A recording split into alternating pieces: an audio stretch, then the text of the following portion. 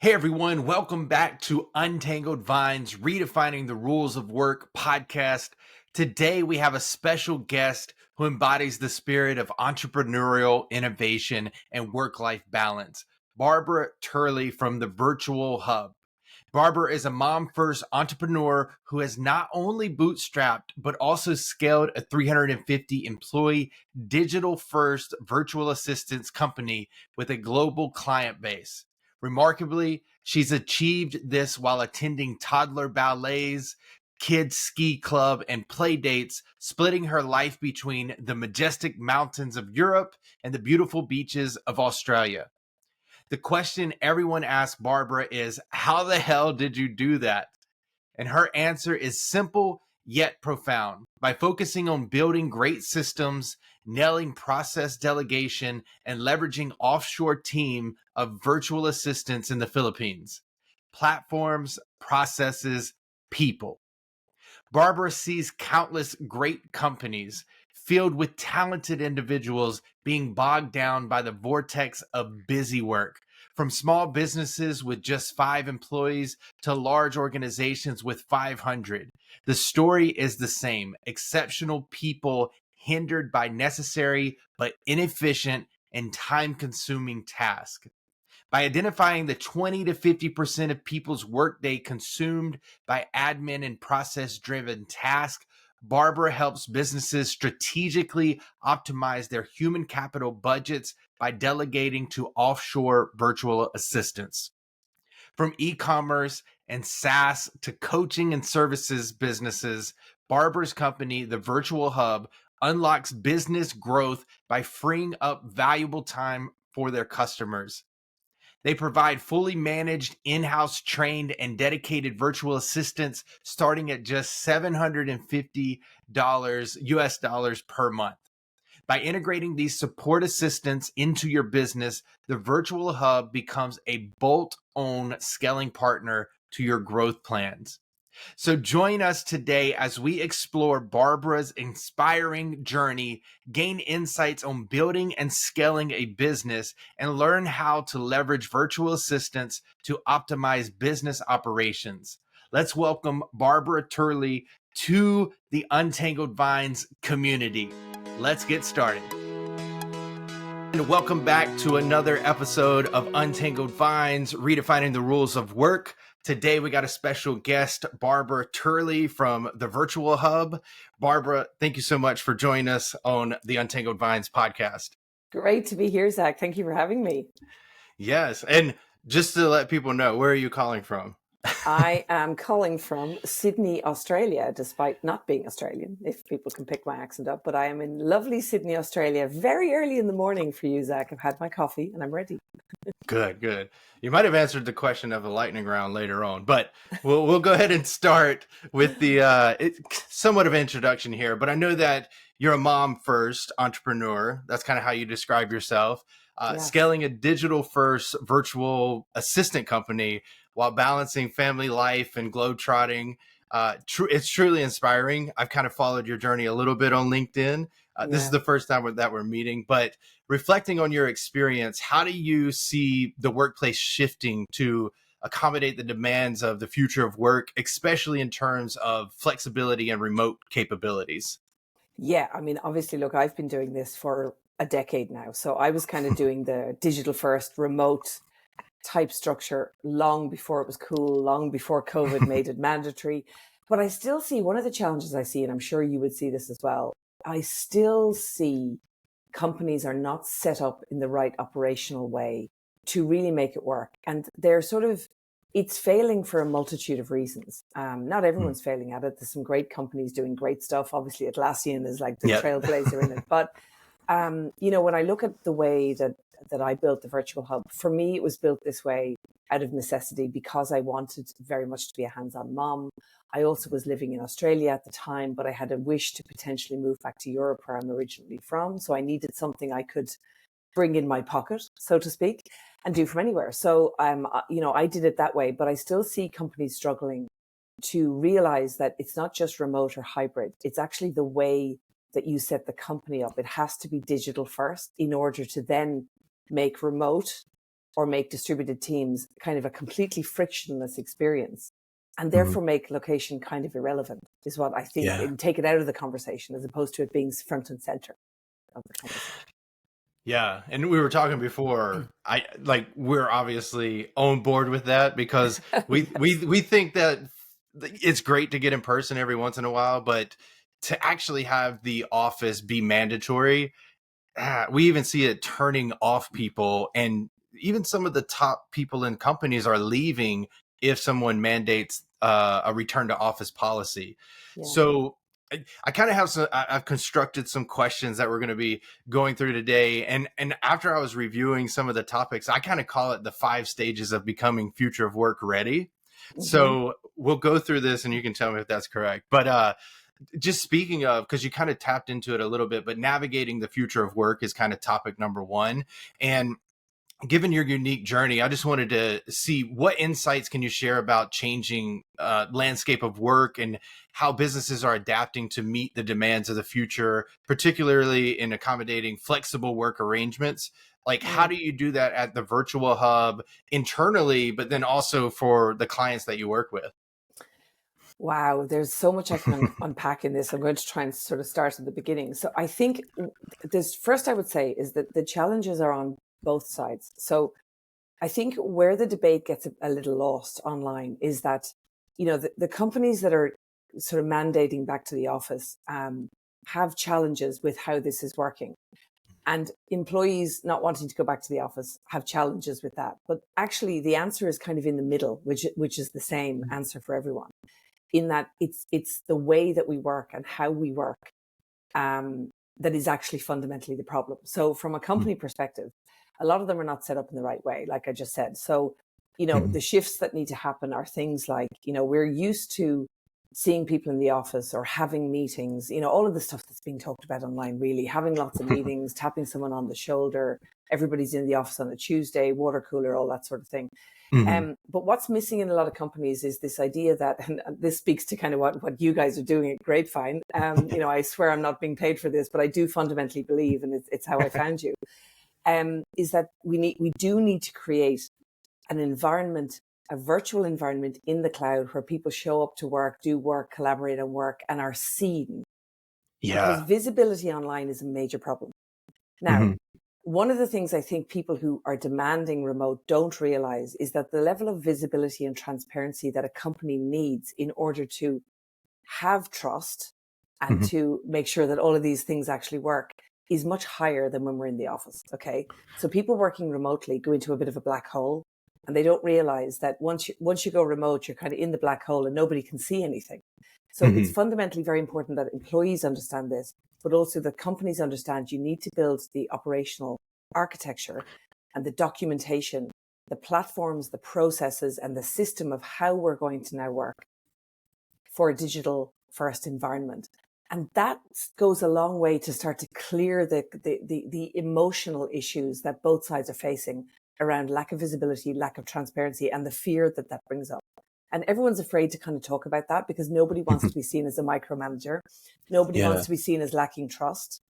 It's not really about that. It's just this black hole problem where Mhm. everything becomes a little opaque. And opacity is not a great thing to foster trust. Yeah, and we see that in studies. We do every single week, unless we're busy, we do a future of work weekly report.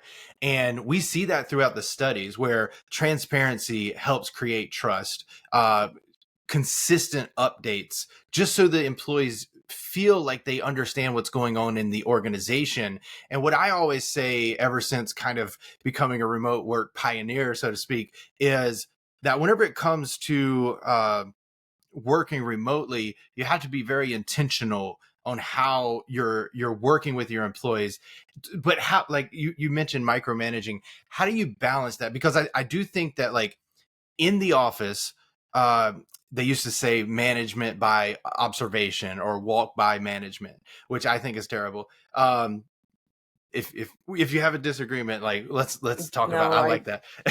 I Uh, think you can walk by. I think you can walk by people that are actually doing nothing and delivering nothing, and they look like they're really busy, right? And we've all worked with those exactly. people, right? We all know who they are. So, Exactly. yeah, Or in another sense of the word, and we can even see this in remote where people are good at promoting themselves and they're not yes, actually doing the work. So I guess the question that I'm trying to think of is how do you balance the micromanagement aspect? Because you're really just trying to check in on your team and seeing, do they have what they need? Are they making progress? Are they performing in the way that the goal towards our goals? How do you kind of balance yeah. that being remote? Because I know you kind of have to let go of control a little bit, but the way to overcome that might be micromanagement. So how do you kind of balance that? Yeah, so the control thing is interesting. Everybody thinks you need to let go control. Mm-hmm. Control's a funny thing because the word control has a connotation for a lot of people of micromanagement, but it's actually Mm. not. There's like micromanaging is a different thing. It's looking over someone's shoulder, it's changing everything.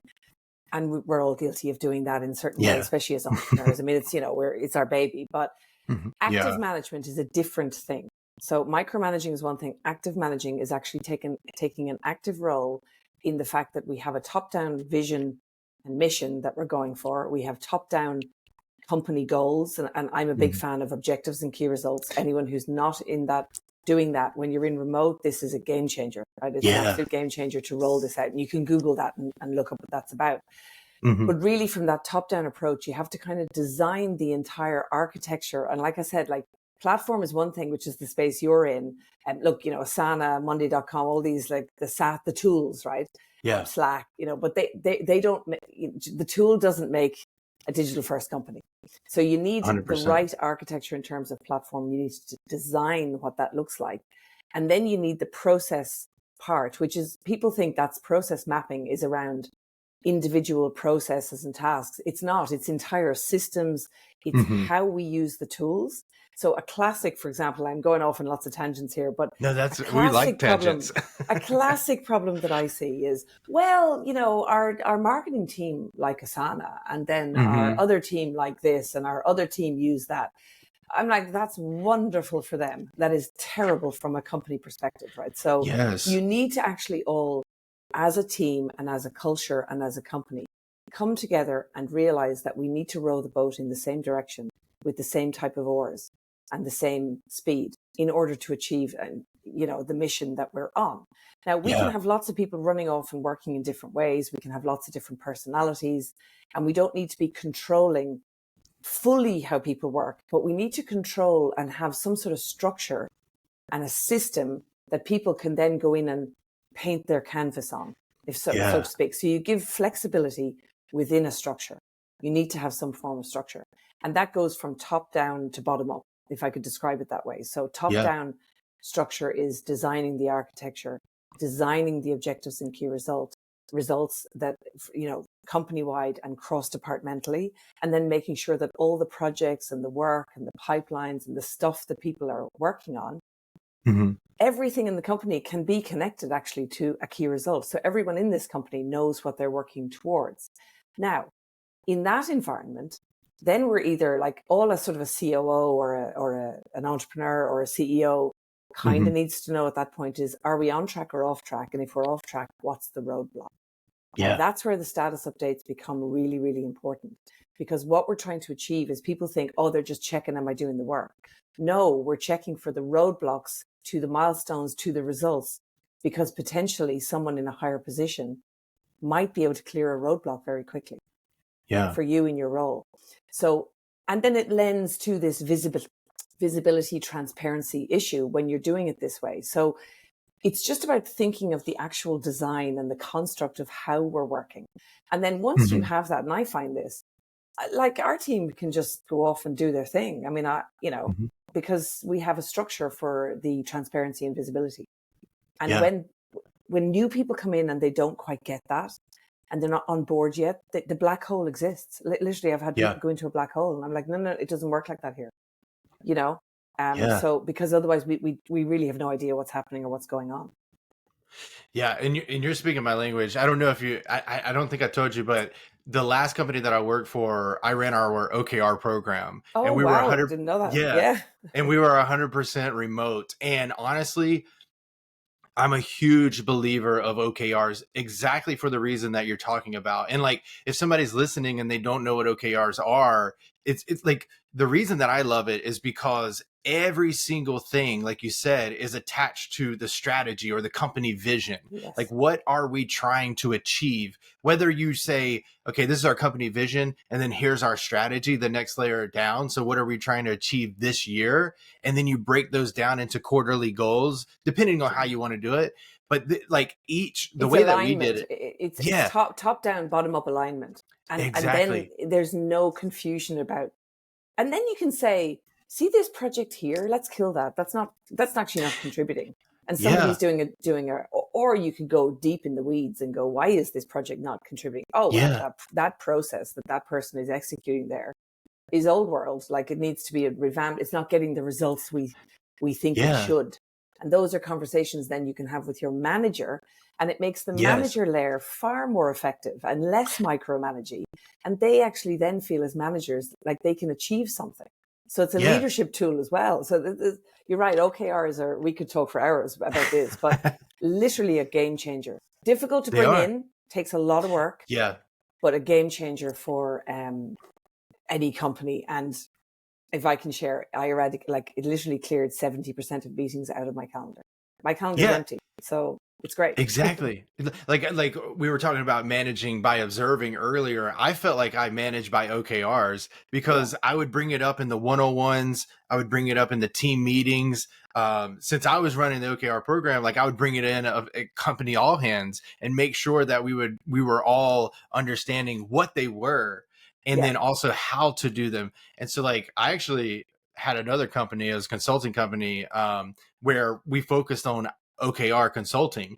And so we would come into an Wow. organization and we would teach people how to implement OKRs. And I think like obviously with Untangled Vines, we're focusing on remote work and future of work. And like you said, if you are a remote organization, especially 100% remote, Yeah.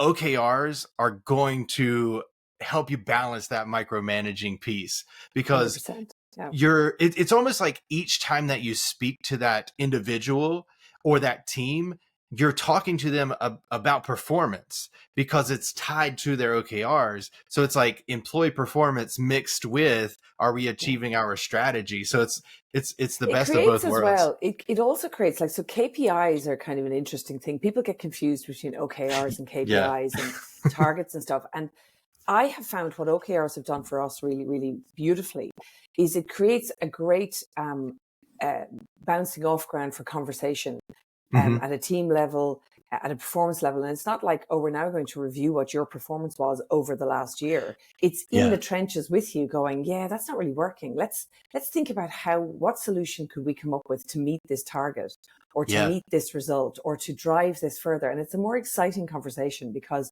there's collaboration built right into the core of that. So I think where we're getting to with this whole conversation is that, like, I call this, people are talking about the future of work.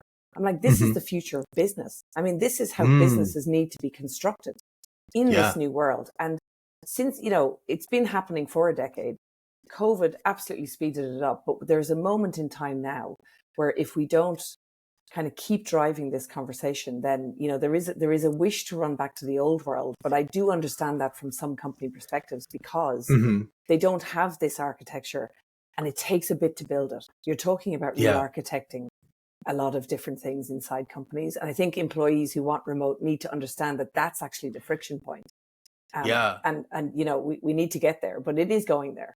It will get there. It's just going Yeah. to take another 5 years, No, I 100% agree. And I think like you are so right. Where if we don't have the pioneers like yourself, I would throw myself in there. Maybe a little too early to call that, but we'll say it for now. But if we don't have these future of work pioneers that are driving the new landscape or the new frameworks that we're going to leverage, then we will go back eventually to the traditional 9 to 5. And I know this isn't on our questions, but you call yourself a mom entrepreneur first. And Yeah. so if we go back to the 9 to 5 traditional normal, then we're actually leaving a lot of people behind, right? Because in the studies, that I've seen, I know that like people of color have a better experience if they're either remote or flexible. I know mothers have a better experience because they aren't as likely to have a gap in their resume if they can work from home. Because Hmm. fortunately, unfortunately, I don't know how we want to word this, but the mom is still considered the caretaker. Totally. Yeah. And so, what is your thoughts Mm. on that Yeah. in that kind So, of so the first frame of thing, work? yeah, and I mean, look, I'm so passionate. I mean, would have been the reason I left corporate. I was in corporate for 15 years. I mean, and I Yeah. left because at my core, and look, high five to all the corporate moms out there. I mean, you ladies, the corporate moms, you are doing an incredible job that I don't Hmm. think I would have been able for. And I decided that I didn't want to tread that path because I thought, Hmm. I don't really want to leave my house at 7 a.m. and arrive home at 7 p.m., which is kind of, Yeah. and you get maybe half an hour storybook time and that's it. I wanted to be Yeah. very present. Now, some moms don't want to do that. That's okay too. But I actually did. I wanted to be very present. So I Yeah. needed to design something that worked for me. And like I said, that really worked for me. Now, having said that, anyone listening out there, you need to be very clear that, being a remote employee or having a remote job does not mean that you can have the kids running around you all the time. We need to be clear on that. Like, you do still need, potentially a nanny or daycare and things Hmm. like that around it. But I was able to kind of mold the two together. And I was able to go to the toddler ballet class. I did have a nanny that helped me out, but not all the time. And I was able to structure my work around what the Hmm. needs were of my family. And that Yeah. I have loved doing that, even though it has placed a lot of pressure on me too. But that's a key thing that the reason I did this. And I'm very passionate about kind of talking about, having been, one of those categories of people that you talk about, like Hmm. the moms. I mean, I know there's people who are potentially, transgender or, Hmm. all sorts of different things, different flavors of the rainbow that Yeah. actually prefer, to work in their own communities or be around their own people while still working for amazing companies. And I think, it Yeah. lends itself very well to all of those things, but if it's done right. And that's why we need Hmm. the pioneers to be out talking about it. Yeah. Yeah. Or do you specifically focus on anything like that, like whenever you're hiring? And I know this is off topic Oh, that's 100%, okay. Yeah. but because I know that diversity, equity, and inclusion kind of gets a bad rep now, especially in America.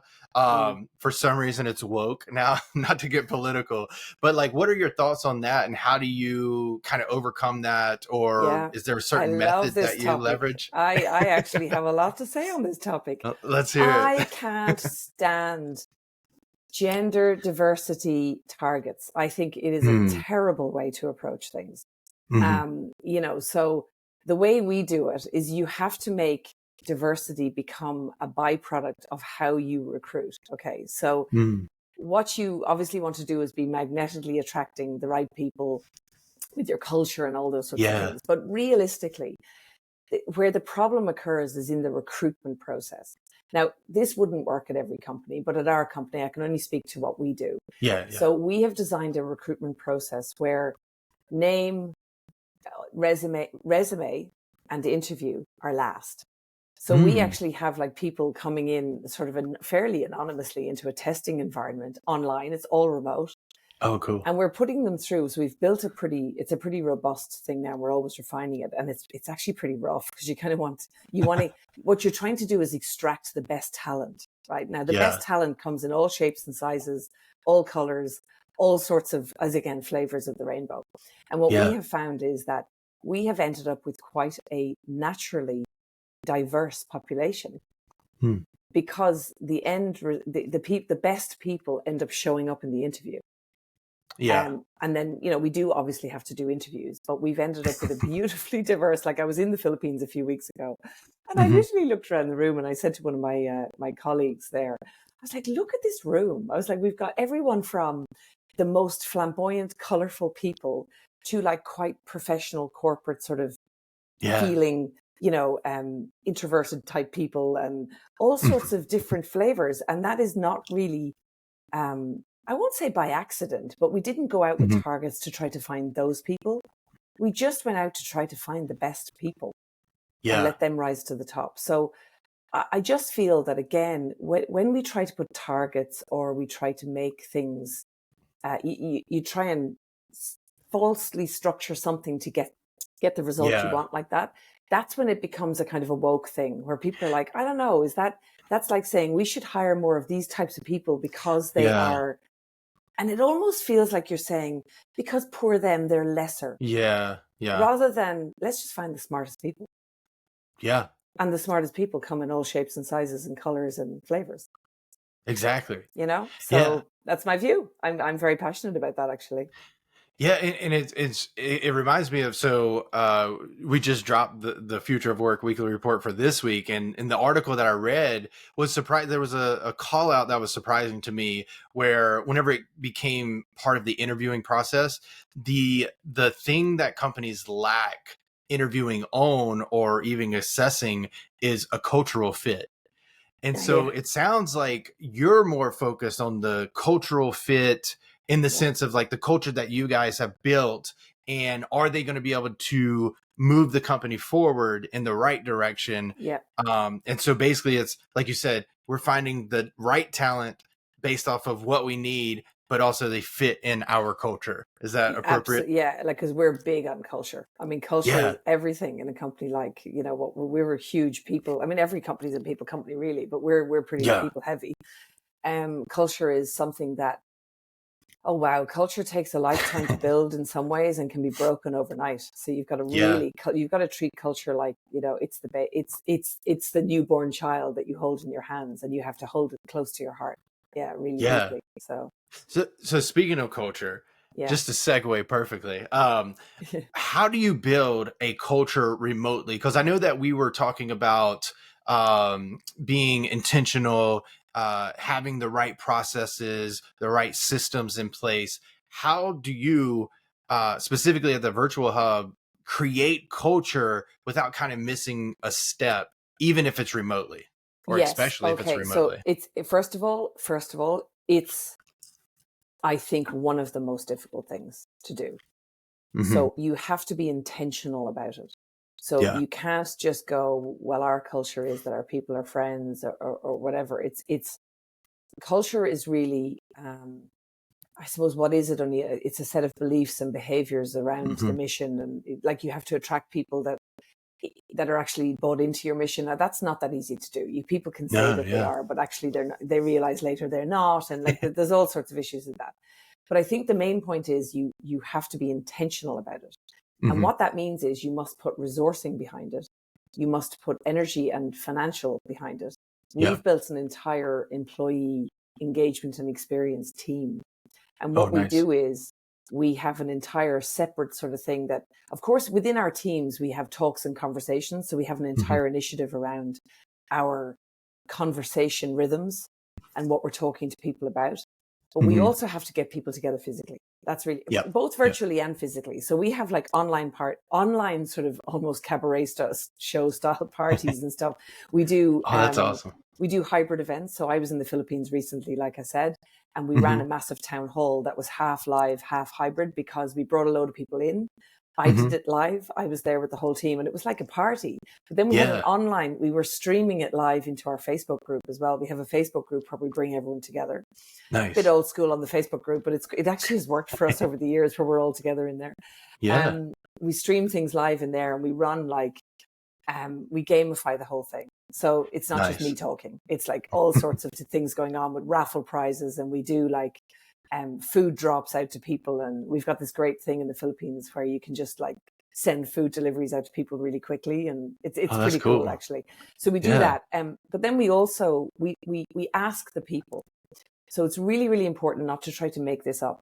So people go, what should we do? I'm like, I have no idea. Why don't we ask the people what they think? Because Yes. actually, how would I Yes. know, right? So I find a lot of companies trying to fabricate culture without actually involving everyone. And we involve all 350 people. Now, does it take Yeah. work? Yes. There's surveys, there's questions, there's polls. We run live polls in the town halls around new things we want to do, Yes. so, and then having chats with people. So I randomly go around and just book little calls with VAs or with team members, and I ask them, like, how is it? And what do you think? And Yes. all sorts of interesting stuff comes out. So, for example, we launched a thing last year called the Munch and Mingle. And this was designed because one of our VAs said to me, I was talking to him about something else. And I said, how is it now? He used to work in the office years ago. And he was like, Okay. I love working from home. It is great. He goes, the only thing is I used to kind of like the way our company's quite large. And he was like, I used to kind of like the way you'd always meet new people coming in. There was always new people and the office was kind of like that. So I developed this idea. I said, what about if we get random strangers together, technically random strangers? Yeah. And every month we run a dinner for 10. Now we run them in different locations now, and we have an invite that goes out, and it's, whoever RSVPs, and it's like 10 people show up to this dinner together. Man. And it's nothing to do with work. It's not a team building event or anything. It's purely to get random people coming together over conversation and food. And that's been quite a lovely experience. We're going to do more of that now. We're launching a club version where people who love to play basketball can come and do that together. Man. And we run, and then like you have to have online as well. So like one thing we do really well, which I love, is we have this online gaming tournament that happens every year online, because in the Philippines, I mean, gaming's big everywhere, but we run an actual online and we stream it live, and it's a gaming it's like tournament. Your own personal Twitch stream. Yeah, where there's teams and everything playing against each other live, and it's very cool. So, and we have the Battle of Brilliance, and it's very intentional. We have created an entire team that actually run and come up with these ideas, and it's designed to foster human connection, even when we are hybrid and remote. Yeah. And just as you're speaking, well, one, I'm thinking about Grapevine, but then two, I'm just thinking like a lot of, what would you say to people who think that this type of stuff that you're talking about is unimportant because it has nothing to do with business? Because this is one of my pet peeves, where we know and I know I keep referring to studies and all that kind of stuff, but my undergraduate was in psychology with an emphasis on organizational psychology. And then I did my thesis paper on the happy productive worker thesis. Oh, wow. And one of the things that I learned from there was the job characteristics model. And it's all these different things that come into play that are beyond just the responsibilities or the job duties of that specific person. But it whenever culture is involved, you actually see satisfaction rise, you see productivity rise, you see the connection between the manager and the employee become better, the teams there's less silos.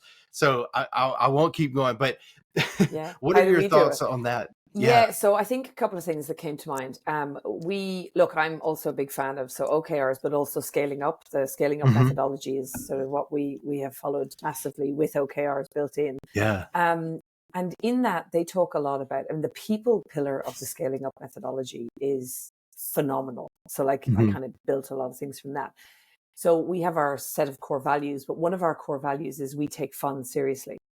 Now, the reason we put that in there is because work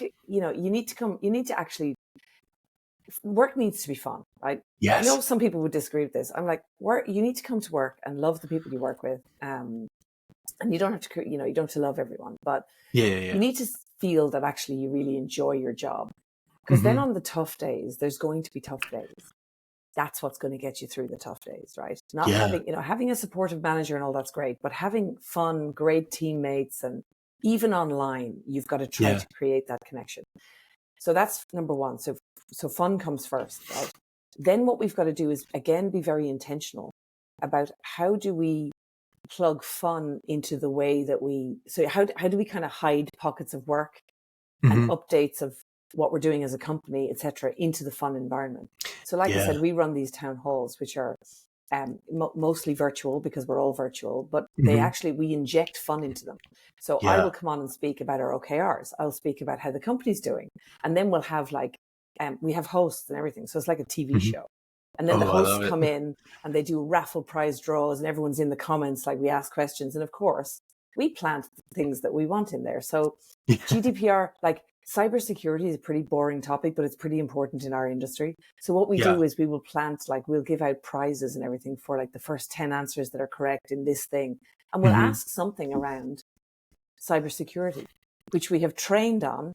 Yeah. But what we're doing there is we're introducing gamification. So we try to bring gamification and fun and connectivity and a bit of a laugh into everything that we do, even when it's bad news. We're like, Ooh. let's say one of our, one of our results is bad. Like we'll have all these sound gigs in there going boo, like, and everyone Oh kind of, man. and then we start to talk about what we're going to do about it, and then we'll run like live polls on the screen, and we'll ask funky questions, and you Yeah. have to inject. Again, it's so intentional, and then you have to make sure. This is the problem. You always need to be upping the game bit or changing it or putting surprise and delight in there. Now that's the bit that gets hard the more that you do it. So like, how do you keep putting surprise and delight in there? And it's design. Like I keep talking about this, like you need to design your operational architecture, but you also need to design how we're going to inject human connection, human fun, get people to laugh and like connect with the heart. You've got to be intentional about that too. It's a lot of work. I'll tell you. But you need to have resourcing behind it, because you can't do it yourself as the CEO, but you can drive it. So I drive it from the top, but and I insist on it. But I have teams now that, and they look like the team that does it. Like I just go blank canvas, off you go, come back with your ideas. Man. That it's crazy because it's also a marketing tool for your talent acquisition, because the way that you're describing this, if I was a listener, and I am, because I'm listening to you speak about it for the first time, and it's like literally the words in my head was, I want to work there.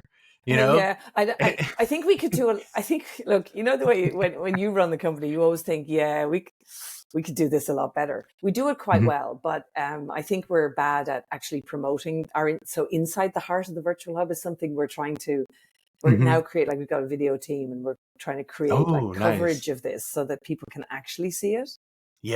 Because I do think even for clients, like when clients come to us looking for remote virtual assistants, one of their key questions, apart from things like how's their English and stuff like that, which like, again, nobody wants to ask that, but it's a valid question, right? But what they actually really want to know is business owners and people trying to grow companies, they have enough to worry about. There's enough stresses and overwhelms, as we know, right? There's enough stresses and overwhelms that you don't want to have to worry about, is my person who's with me on my team in the Philippines, are they okay? Like, are they, so we create culture for them. We create that vibe that maybe a smaller company can't do. They don't have the time and the resourcing to make sure that this VA sitting 10,000 kilometers away, on their own at home is actually has culture. We provide that. That's what the virtual hub is. We create that for that person so that the client doesn't have to do that. And or they can also, we facilitate culture for them. So we can organize, if they have a team with us, we'll facilitate organizing, making sure that that team has team buildings going on and goes out for dinner and has events that they're part of, that the client might want to do as well, like birthday cakes and celebrations and things like that. So we take the heavy lifting of that for the client. Was there ever a time that you didn't do this, or was it always from the beginning? In the very early days, no, we didn't do any of it. I mean, I've sort of learnt this from, actually, that's an interesting question. Yes, in the early days, no, we didn't do any of this. I mean, it was just like, hey, you want a VA? Great, there's a VA. Okay, we'll handle the payroll. And, and it was just very transactional, I think. Relationship is everything. And actually, that circles us back to this whole point of remote. We need to get remote right. And, but we need to remember that the future is human. The human is actually the bit that we need to foster. Even in an AI-driven world, we need to be very careful that actually, let's not forget that actually the future is human. And we need to create human connections and actually have that as one of our key objectives as any company. And I wasn't doing that in the beginning at all, but I learned through trial and error and through listening to problems and watching churn rates rise, and, employee engagement scores be low and retention issues and all the stuff that's talked about online of like, how do we get employee engagement up? How do we stop our attrition levels? How do we keep and retain our best talent? Well, some of that is culture. A lot of it, though, is how we work. And another part of it is taking overwhelm. And I'm going off topic here a little bit, but like I fundamentally believe a lot of companies globally are doing all of those things right and still having problems with retention. And the final piece of the puzzle is saying that's because your key people that you're paying a lot of money to are spending anywhere from 20 to 60% of their day doing stuff that could be process mapped and delegated to an amazing Yeah. support assistant that we do. And you could free their time and energy to actually do the work that really moves the needle and really moves your company forward. But Yeah. instead, you're bogging them down with all of this, I won't call it admin layer, because it's not just admin. It's sort of more process driven stuff that is trainable and is delegatable with a bit of both. Yeah. Yeah. No, that makes 100% sense. And I was asking because I wanted to see from the time that you didn't do it versus now, Yeah. what type of differences do you see? Because, and just like, this is kind of like a leading question, because like, obviously we're trying to get people to understand that it's not fluffy, it's not soft.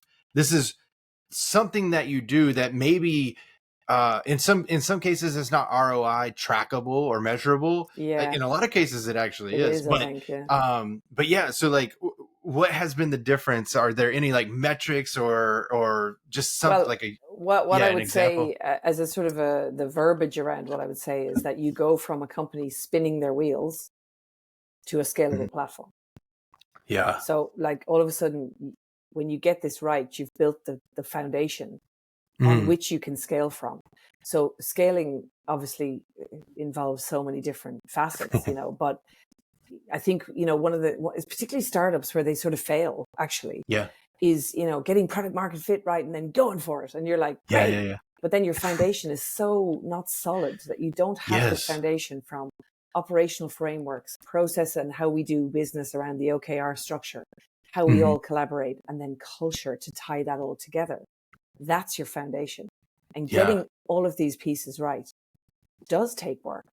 But the result of it is that you build a very strong foundation, which I Yeah. think does two things. You can scale it quite easily then and Mhm. safely. And also, if people do leave, you're not all running around like headless chickens trying to wonder what we're going to do because the IP's walked out the door, right? I mean, in our Yeah. company, we're like, if somebody chooses to go on and do new things or, move to Canada or like do something else. I mean, Mhm. we're Philippines based. So, but if they choose to go do something else or go be a mom and take time off, like we're not all scrambling going, oh my God, what are we going to do? Because this person's Yeah. resigned. We're like, no problem. We've got a transition plan. We've got our process maps and everything dialed in so that this role can be handed over. Obviously, you do lose some IP at the top Yeah. level, of course, but that's life. You just got to accept that people do move on for different reasons. Yeah, and in some cases, it's actually you encourage the people to move on because they're so good that that if they went and started their own thing, they could be great. Yeah, yeah, And only a strong culture can offer that yeah, opportunity, right? yeah. But I love that you're talking about the foundation because the other day I posted something. It was like if you're not intentional about your culture, then you're operating your business in a house of cards. Anything that goes Totally. Yeah, wrong falls down. yeah. Um, so I know that we're coming up on the top of the hour. So what I want to do, we didn't really go through the questions, but I like this conversation better because it's more conversational. It's learning about the virtual hub. It's learning about what companies need to understand about remote work, building culture in a remote environment. Because one of my pet peeves on that, apparently I have a lot of pet peeves. So do I. Yeah, especially whenever it comes to the future of work, because one of my pet peeves is people saying that remote work doesn't work, but in the reality of the conversation, it's not that remote work doesn't work, it's that they haven't identified the infrastructure that they need. And it Yeah, like you said before, it's not just about a software. Obviously, we think Grapevine can help there, but it's also about the culture that you build because those are the behaviors that you're really pushing yes. forward. And if you don't have those foundations, then you're not going to be around for a long time, you Hmm. know? So, but Yeah, before we go, I mean, look, yeah. I'm somebody who runs a scalable, large organization Mhm. from anywhere. I mean, I have worked from my children's playroom to a co-working space to like, literally on top of the mountain. So I just fundamentally believe that and I said it, I've been doing this for a decade. Like, Yeah. I just think that this is a no-brainer, but people still can't seem to get on board with this. Like that yes, you can. People always say to me, how the hell did you do that? And I go, it's actually quite simple. But you have to keep it simple though. Don't go into complexity, keep it simple. Yeah. That's so true, because in so many different organizations that I go into or that I've been in, it's, I mean, the last company that I worked for, I was director of sales operations and sales engineering, but then I also had the OKR hat on too. So it's a lot of hats.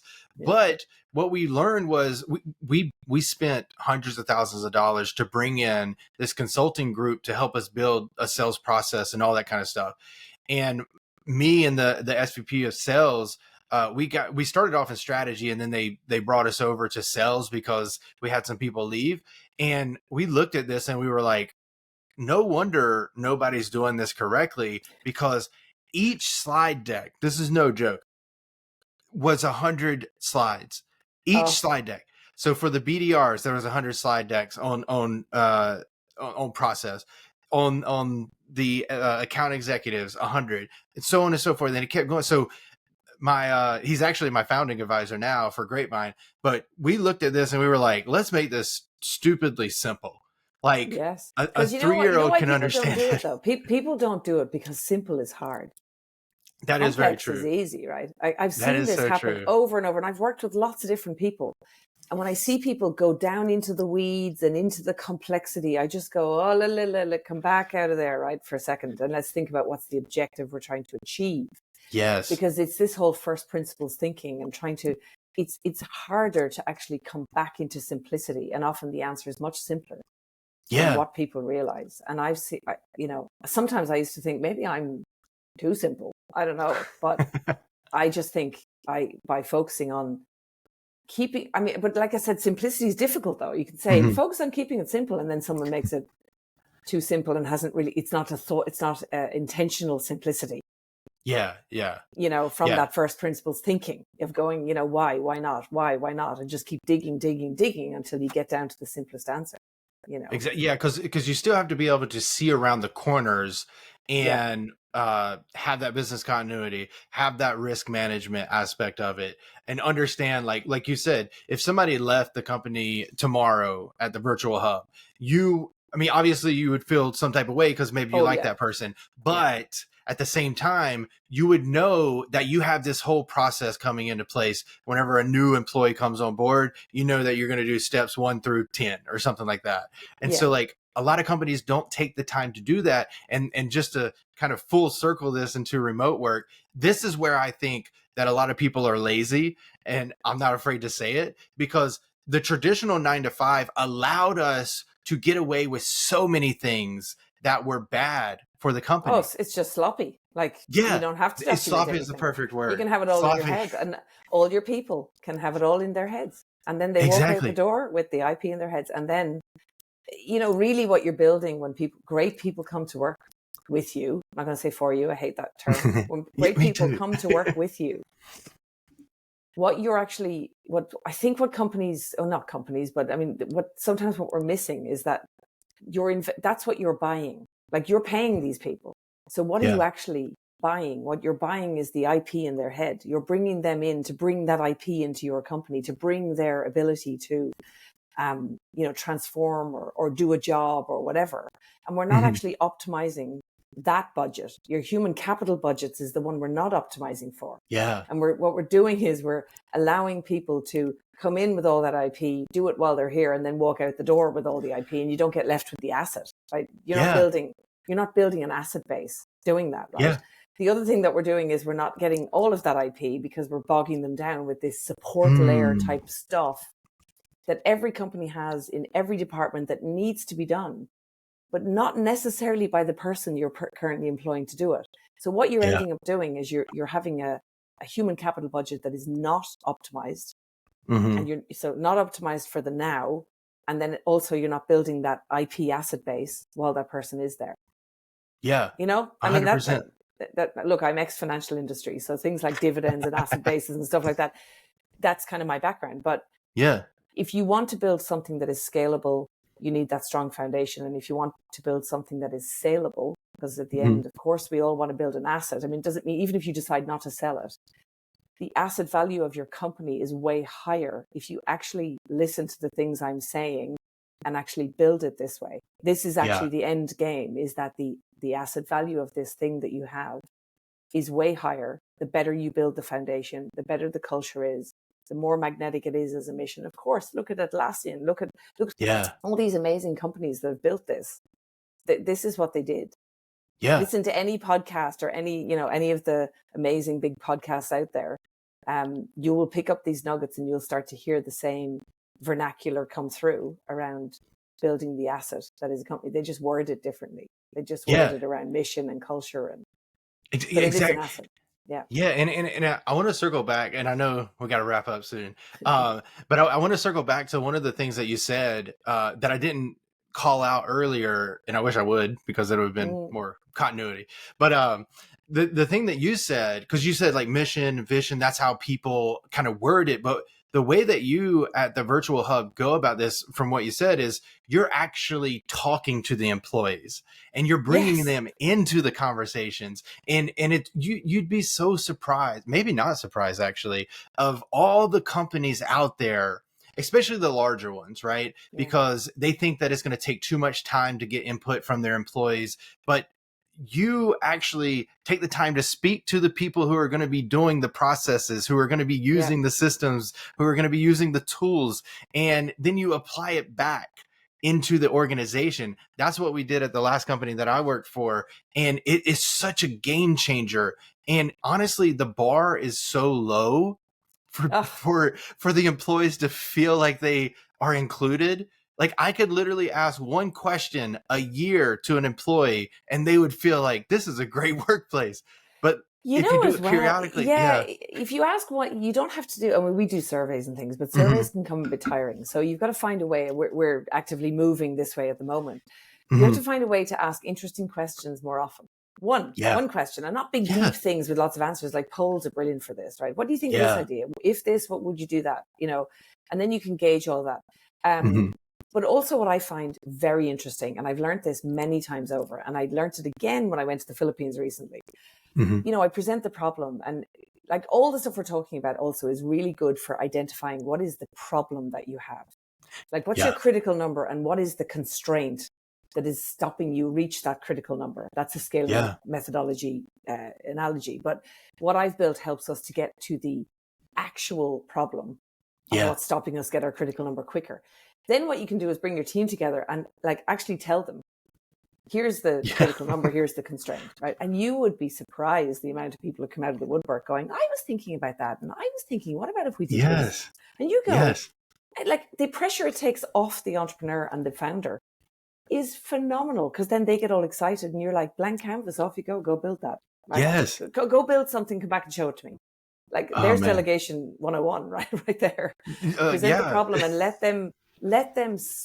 them contribute to the solution to the problem. Because if they believe in the company that they're working for and they like the culture and they love the people they're working with and all that great stuff, they want the company to do well. Of course they do.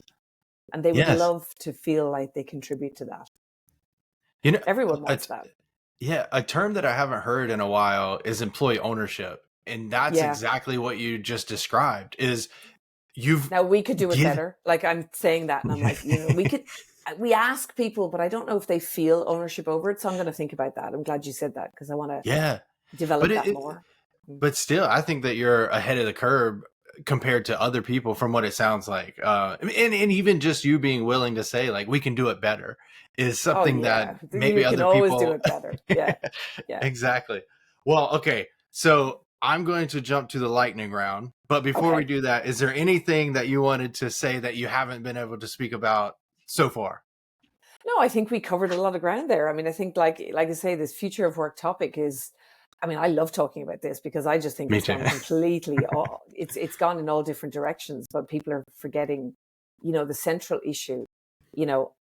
Employees want to blame the companies are blaming employees. Actually, the problem is actually the same from different lenses. Yeah. And the solution to the problem exists in the middle, where employees need to have this way of becoming visible and transparent and understanding that's not about micromanaging. That's actually about trust building. And you can't walk into a role and just assume, they don't trust me. I'm like, well, no, if you're in a black hole in remote and nobody can see what you're doing, unfortunately, that's not great for trust, right? So, Yeah. but on the company side, they need to kind of go, we need to invest in the architecture and in the way we do this so that we can just take this location thing out of the conversation. Yeah. Just take it Yeah. out, right? Make it frictionless. Yeah. So that's my soapbox on that. Yeah. No, that's so true. Yes. Take it out of the conversation and build it where it doesn't even need to be there, but still connect periodically. Of Yeah, course. Yes. 100% Yeah. agree. Yeah. Cool. Okay. The lightning round. I did not send you these questions on purpose because I wanted That's you okay. to see them or hear them for the first time here. Okay. So we'll go through them quickly. I've yet to actually go through these quickly. So let's see. Yeah. Let's So do let's it. see what we can do. All Yeah. right. Okay. First question, coffee or tea for those early morning Zoom meetings? Oh, coffee. Definitely. Yes. Agree. I am the same way. Have you tried mushroom coffee yet? No, I'm a Okay. traditionalist. I can't mess with my coffee yet. I am Same. so out there with everything else, but I kind of, 5:30 a.m. I'm just going to go with what I know. Yeah, I'm addicted to caffeine, so I have to go with coffee too. Yeah. Favorite remote work playlist or music genre? Oh, that's an interesting one. I don't listen to music while I'm working. I like silence. I always find even when I go walking and things like that, I actually like the silence because I think because I'm quite a big thinker. There's a lot of noise going on in there already. I like to get into silence. However, if I am putting music on, if I'm about to go clean the house or do something like that to get in flow, I'm definitely like, I just love some banging house music from the 90s, Nice. and the noughties, showing my age now. But I love anything uplifting and something you can dance to. Nice. I like that. Yeah, I'm more of like a documentary or podcast person while I'm working. Yeah. I Yeah. listen to a lot of podcasts. In fact, I to all the podcast hosts out there in the world, game changer again for me. I've learned so many things from just deeply listening to lots and lots of podcasts. So Yeah. This is not a podcast necessarily, but there's a course. It's not a course. You don't have to take any quizzes or anything, but it's called Justice. It's a Harvard lecture series with Michael Sandel. He's a political philosopher. And so he goes through all these different things. And so if you're a deep thinker like I am too, like it just makes you think about things differently and and that's walks you important through in our roles. Actually, that's important. I'll try to remember to send it to you. But if you're not a lecture person, it could be boring, but I'm a nerd. We'll see. So, okay. Most creative location you've worked from remotely? Oh, that's interesting because I've worked from some seriously amazing places. Yeah. So I have the luxury because I run the company the way that I do. I choose to live most of the time. I live in Sydney, Australia, which is Bondi. Anyone who's been here, it is incredible. Like I've been here for 20 years, and I still drive down and see that ocean and go, wow, it just never gets old. But I do spend several months of the year back in Europe, and I'm a big skier, so I choose to spend time in the French Alps in a place called Chamonix Mont Blanc, and that's a pretty creative place actually. When you look at those big mountains with white snow, it's a pretty epic place. So ocean or mountain is me. I'm sort of one of those people. Yeah. I've never been to either, but I have them on my list. So, all right. I think we answered this before we started recording. One essential tool or app for remote productivity? Well, for me, it's Asana, but there are tons. I mean, like we're an enterprise customer of Asana, and I've been on that platform for a decade. But of course, there's so many interesting tools coming out. But I think it's a good staple. I think it's a solid place where it's not. People describe it as a project management tool. It started out as that. Now it's like a work operating system tool. We run our whole company on that practically. So big shout out to Asana. Amazing. Been a game changer for me, and their phone app is amazing. So I can work from my phone. So exactly. Yeah. I use the same. We just started using it because I was doing a lot of like Google Docs and Google Slides and all that kind of stuff. We moved off all of that. Yeah. We're doing a bit, but process maps and all that, we actually have them all embedded inside Asana now. Yeah. Everything living, breathing, it's all in there. So there's no confusion around where something is. Exactly. Yeah. I like that. And eventually Don't quote us on this. We might compete with them. Let's see. Oh, yeah. Well, Slack is coming in there now too. Slack is trying to do That's true. Yeah, it's trying to get its act together to not just be a chat tool, because everyone's like, it's so noisy. It's too noisy. it is. It Yeah, it's is. too noisy. Which is why People use it for the Grapevine. wrong thing. That's why. That's another soapbox of mine. I'm like, chat is for chat. Yes, Asana is for instructions, right? Two different exactly. things. You can chit chat over there, but don't, like, once you decide something, put the instruction at the site of the work, in the task, in the project, linked to the results, like, so you know what's going on. Yeah. 100% agree on that. How do you combat Zoom fatigue? We don't do much of it, to be honest. Oh. So how we combated it, actually, we used to have lots of Zoom meetings, and there still are quite a lot of Zoom meetings going on, less for me, but how I combated it was that OKRs blew it open for me, because it reduced the need to have so many update meetings.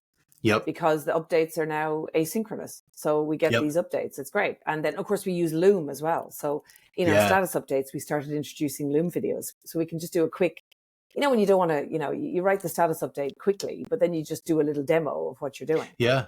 And that makes async work. So I can do this from any point in the world, and it doesn't matter what time my team are working. Now, that's a whole other topic. You got to really nail that to make that work properly. You got to be good at that. But it's reduced the Zoom meetings. And then using live dashboarding, live metrics, scorecards, all these kinds of tools has reduced the amount of time we need to spend on Zoom calls. Yeah. So how we deal with Zoom fatigue is consciously and, again, intentionally asking ourselves, do we need to have this many Zoom calls? Now, you still need the calls, right? In certain areas, but we now say, let's have love and connection calls rather than 2-hour-long update meetings. We don't need to do that anymore. Then we jump on a Zoom just to discuss a roadblock that we might be having. And also, there's so many things on this. It doesn't need to be half an hour. Like, stop the hour-long thing. Like, you can have a 10-minute, you can do a 10-minute call. Yeah. It doesn't have to be half an hour. You can just solve the problem and get off the call. Yeah. Oh, and one more tip. No, I like for those that are feeling, first of all, like, so the first two are around clearing your calendar, creating space in your calendar. So people feel like, if my calendar is empty, it looks like I'm not busy. Well, that's not true, because you need time for deep work. So clear your calendar, stop with all these meetings, try to structure your company, your way of working, your how of working to reduce meetings. Time spent in and around meetings, I would say, and there's a whole philosophy around that. But the other thing is, then think about your energy level during the week. There's nothing as bad as having a lovely clear calendar, but you've got pockets of little meetings all over the place. Oh, yeah. There's no deep work time, and you're going to just be spinning your wheels. So then you've got to decide, well, I mean, this doesn't work for everyone, but I did this where I was like, okay, Tuesdays are my big meeting day, because I'm in that energy field all day, and I'm like, hammer that.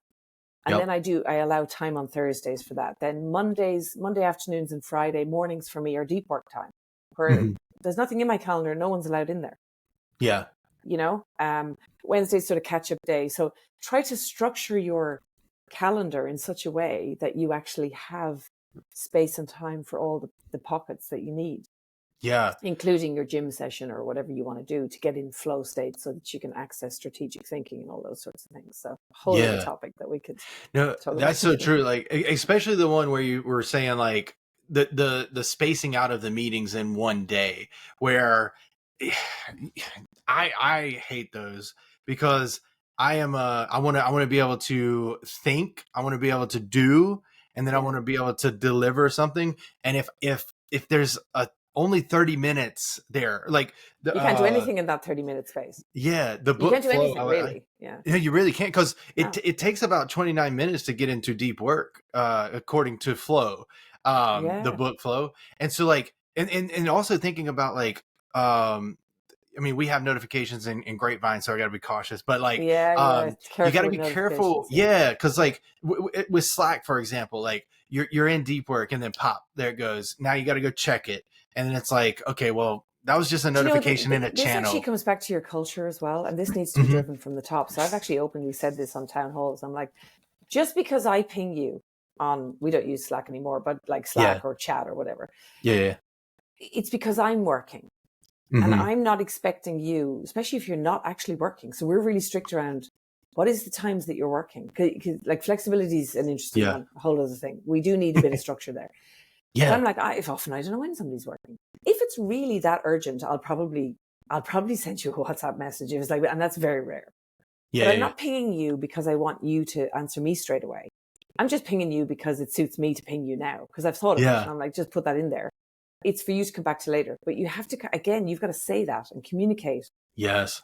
They're like, oh, Barbara's message. I mean, I'm the CEO, so they're going to think I have to get Yeah. back to her straight away, and they still do that. And I'm like, don't do that. You just come back to me when it, when it's your time to do that. And if it's really Yeah. that urgent, I'll tell you. Yeah, and it's one of those things where to build that culture, you have to repeat it, especially if you're the CEO or founder, because they are thinking that like you're just saying that to be nice, but you actually mean it. Yeah. Because I do And the I've got to same be, thing. I've got to question myself on it too, to go, if I Yeah. say that, then I've got to make sure that I've got to like steadfastly stay to Yeah. that. And if something, I have to decide how urgent something is. And if something's Yeah. really that urgent that you need the person now, that shouldn't be happening. If that's happening every day in your business, you have a bigger problem. That Yeah. should be a rare case. Yeah, yeah, and I was going to say that with like the meetings too. Like both of these can come into this this call out where you tell the person this is how we operate normally, but every once in a while there could be that like maybe we're closing in on a project or we're Yes, about to yeah, of roll course, out. yeah. Yeah, like for our product launch, like we were working on the weekends because that's Yeah, what but we had to that's get ready collaborating for it. on design. You're like, hey guys, this is going to be a rough period. Let's all, we're all in the trenches together, and that's a moment in time where it's not every day. Exactly. It's not business as usual. As a project Exactly. or a And I sprint. A think sprint is like that. yeah. And I think what happens is sometimes maybe those things become a little bit more often and then over time they kind Creeps. of become more lax and then it's like now we need to do all this all at the same time and so yeah, it's like that reiteration. But Yeah, yeah. I think and like I said, that's got to actually be led from the top. So I try to actually have intentional conversations with especially our leadership team around Yeah. protecting their energy, because people in strategic roles, they need to find a way to get into flow state. And like the brain waves around doing are different from the brain waves around leading and planning, and are different to the brain waves of strategic, creative, innovative thinking. So Exactly. you need to create space in your calendar. And like our leadership team are still not doing this very well, but I'm trying to encourage them. I'm always saying like only work a half day on a Friday, and the other half of the day is actually work, right? Yeah. But I want you to go do a hobby. I Yeah. want to mandate that you go do a hobby, and that's on your work time, because I do this because that's when my best ideas come. The solutions to problems come because you're in flow state. So I fundamentally believe that as part of the job description in certain roles, we should actually build in, 4 hours a week where I want you to go get on that bike and, do whatever it is that you do. Like, I mean, I go skiing, I do yoga, I do whatever, but it's important for strategic thinking. Yeah, and I mean, like that's where like Google had that 20% time. So on 20% of your time, you're working on something that doesn't have anything to do with your work, and then you see innovations like Gmail come alive. Yeah, it lights you up. Yeah. So this is why the lightning rounds never go quickly. Okay, let's see. Name one unexpected benefit of remote work for you. Oh, my children. Oh, They don't notice that okay, they get cranky when I'm doing early mornings and things, but I'm there for, like, I'm there at the school gate every morning. I'm there for the pickups. I'm there for the play dates, the parties, the activities. yeah. I'm there. I'm around. That's awesome. Yeah, that's they still cool. think I work too much. I'm like, I compared to other people, I don't really work at all. They don't really see it, but that's been a huge benefit for me. Yeah, they don't know the other way. Being able to work from anywhere, like, so I can, like I said, I get to choose. Location is largely irrelevant. Yeah, that's so awesome. And I think that's going to be more and more prevalent, like hopefully, because it's going to be very, very important, especially after the pandemic, where we're seeing some developmental strains on children. I haven't read the full articles out there, but it's going to be important to be around your parents so you can kind of guide them and maybe catch them up on some of things. What I would say, and this is going to be triggering for some parents out there, because it is for me also. If you really think about life, the job is being the parent. the career is the parenting, right? Because it Mm. is out of all the things I've done in my life, and I've done so many hard things in my life, including Hmm. launching a business in a country I'd never been to that I knew nothing about. Yeah. So I've done lots of hard things.